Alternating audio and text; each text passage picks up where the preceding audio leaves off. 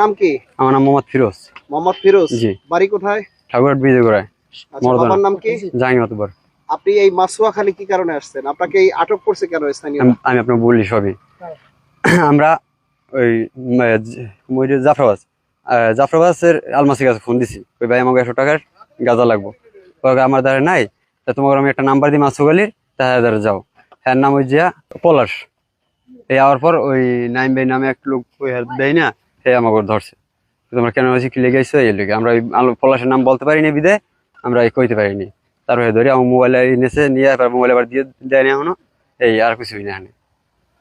তাহলে তুমি স্বীকার করতেছো যে গাঁজা কিনতে এসে আমরা 100 টাকা গাঁজা কিনতে হাতে ধরা পড়ছি।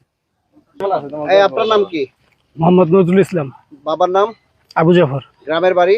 মর্দনা।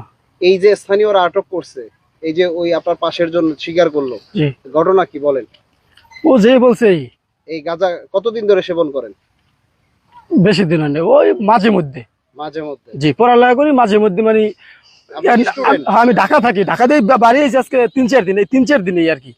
3-4 দিনের মধ্যে আজকে প্রথম, এখন তো আড়াই নেই, আজকেই প্রথম আইয়া এই যে বাইরে ফোন দিছি। ভাই আবার একবার নাম্বার দিয়েছে, বাইরে আমরা চিনি না। তারপরে ভাই কই মাছখালি বাজারে যা, বাজারে গেলে আর পাবি। মাছের বাজারে ফোন দিতে ভাই কয় ভিত্তের দিকে যা। ভিত্তে আইসি, এর মধ্যে নাইম ভাই গেছে, নাইম ভাই কইতেছে নাইম ভাই গেছে, নাইম ভাই গেছে, আমি চিনি না, আমি কোন লোকের কাছে আইছি। পরে আমি নাইম ভাই কাছে আমি উক্তি করে জিজ্ঞেসেন, ভাই আপনাকে আমি ফোন দিছিলাম? নাইম ভাই কয় না, তুমি তোমার ফোন দিলে, তুমি ফোন দিছো কে? আমি ফোন দিছিলাম এই বাইরে। তাহলে ভাই আপনার না ভুল হয়েছে আমাকে। এর মধ্যে ভাই কইতে তুমি কি লেগে ফোন দিছো, কে ফোন দিছো, ফোন দিয়ে আনো। এই এর মধ্যে ভাই ধরলাম করে, পরে আমরা ওই জায়গায় এই জায়গায় লিয়েছে আমাদের। ঘটনা কি বলেন?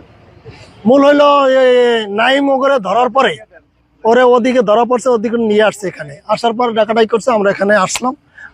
ওদের স্বীকারোক্তিতে ওরা বলছে যে আমরা এখানে গাঁজা কিনতে আসছি। দুজনে এই মাসুয়াখালীতে গাঁজা বিক্রি করে এমন কাউকে চেনেন আপনারা? আমরা এমন কাউকে চিনি না। ওরা নাম বলবো, ওরা সঠিক নাম বললেই ওরা আমাকে থেকে জামিন পেয়ে যাবে।